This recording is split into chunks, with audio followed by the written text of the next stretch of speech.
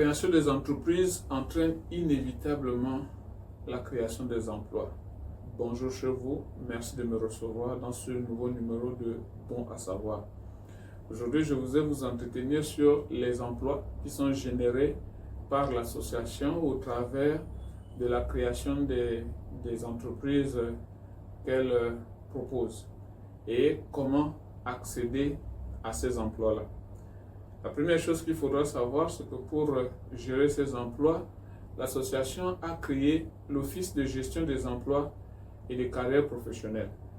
Autrement dit, tous les emplois qui sont générés par l'association seront gérés par cette entité.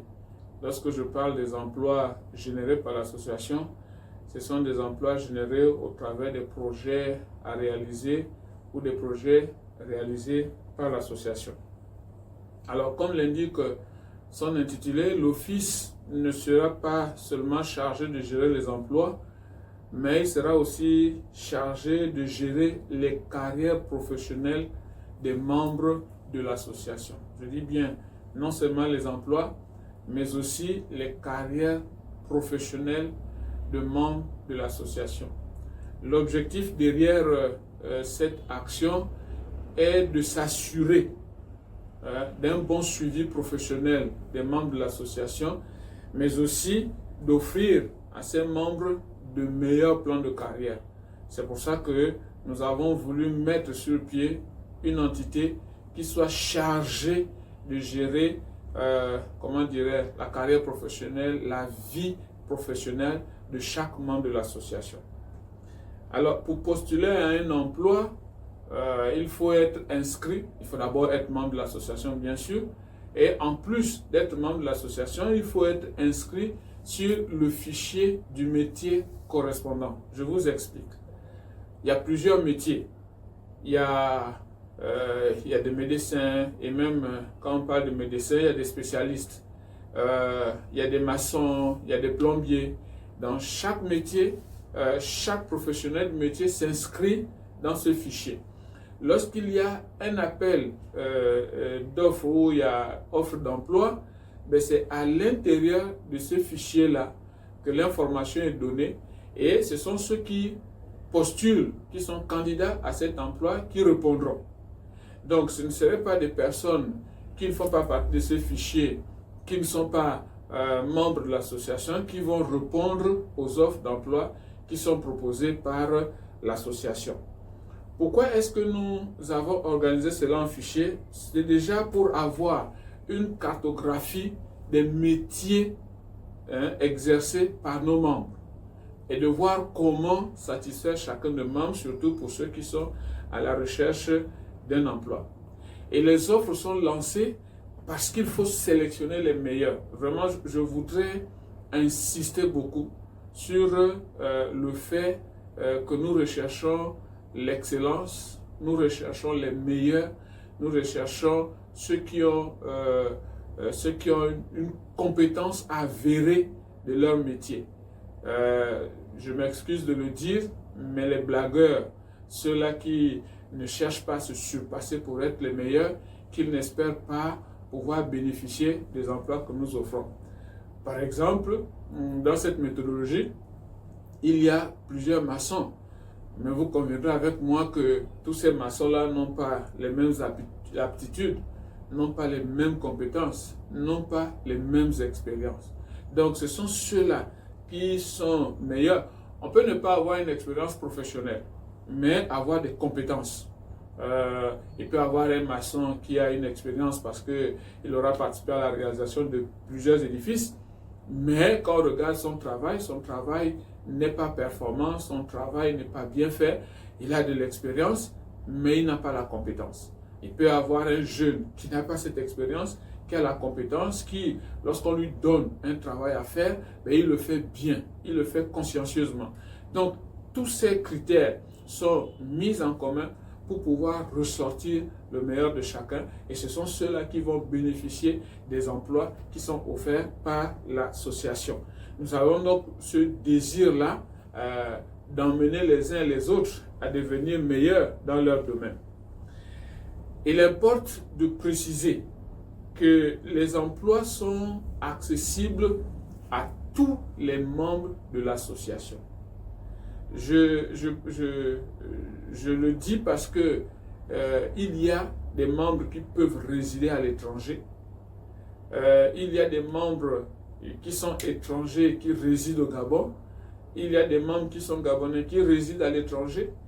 Où que vous soyez, si vous êtes membre de l'association, vous pouvez postuler à une offre d'emploi qui est faite par l'association. Seulement, il est important de noter que même si vous êtes à l'étranger, que vous avez postulé, et s'il s'avère que c'est vous qui avez été choisi, ce n'est pas à l'étranger que vous serez recruté, mais c'est au Gabon que vous serez recruté. Donc, vous ferez le déplacement pour le Gabon et c'est au Gabon que vous serez recruté. Je vous explique ça simplement parce que il y a des conditions à remplir lorsque le recrutement se fait à l'extérieur. Nos emplois qui sont offerts, tout recrutement se fait en présentiel au Gabon.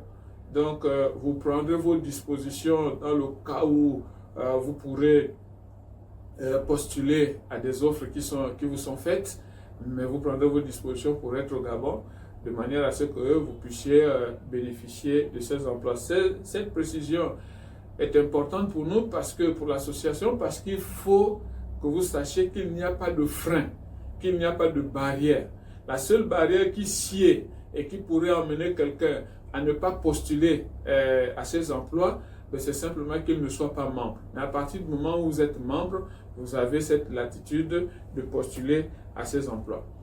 Il y a le cas particulier de ces jeunes qui sont membres de l'association, du fait que les parents aient souscrit pour eux et que les parents aient acheté des actions pour eux. Alors, ces jeunes-là sont automatiquement inscrits dans les fichiers de leur formation respective. Je vous explique comment cela se passe de façon pratique. Vous avez un enfant que vous avez souscrit comme membre sympathisant de l'association. À un certain niveau de scolarité, nous avons des entretiens, l'association a des entretiens avec ces enfants-là pour des orientations. Quelle que soit la formation, même si c'est des formations pointilleuses, il y a des orientations qui sont faites. Lorsque le jeune est orienté, une fois qu'il est orienté, son orientation donne lieu à une inscription dans le fichier de ce métier qu'il aura choisi. Cela ferait que s'il part étudier, il y aura un suivi académique de l'enfant parce qu'il est actionnaire, parce qu'il est membre de l'association, il va bénéficier de ce suivi. Et une fois qu'il a terminé ses études, il a la possibilité de postuler pour avoir un emploi.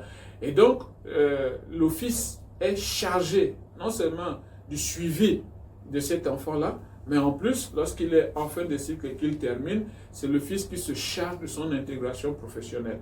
Nous avons voulu mettre ce mécanisme sur pied parce que nous souhaiterions que nos jeunes gens, nos jeunes enfants, nos jeunes membres qui s'engagent à travailler avec nous ou à être accompagnés par l'association aient cette assurance d'un meilleur avenir.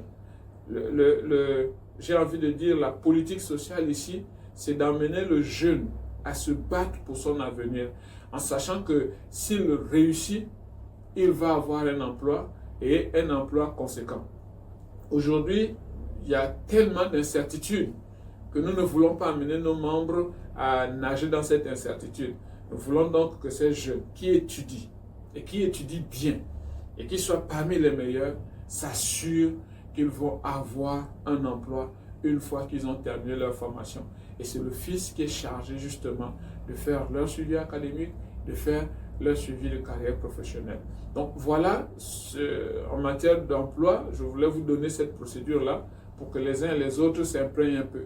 Mais pour de plus amples renseignements, vous pouvez consulter ce que nous appelons les directives pour l'accès aux emplois, qui est disponible sur commande. Il suffit que vous écrivez à l'association par WhatsApp ou par mail pour dire que vous avez besoin de recevoir les directives pour l'accès aux emplois. Vous recevrez, Vous lirez les conditions. C'est des conditions qui expliquent comment et les avantages qui sont liés aux emplois. Et si vous voulez faire partie, ben, vous écrivez à l'association. Vous regarderez, je vous conseillerais de regarder une vidéo précédente où je parle de la procédure provisoire pour devenir membre de l'association. À vous de consulter cette vidéo pour savoir ce que vous avez à faire pour être membre et aussi pour pouvoir bénéficier de tous les avantages liés à nos activités. Une fois encore, je serai très reconnaissant à votre égard si vous partagez cette vidéo pour faire bénéficier à bien plus de personnes. Merci de m'avoir reçu chez vous, bien de choses à vous et que Dieu vous bénisse.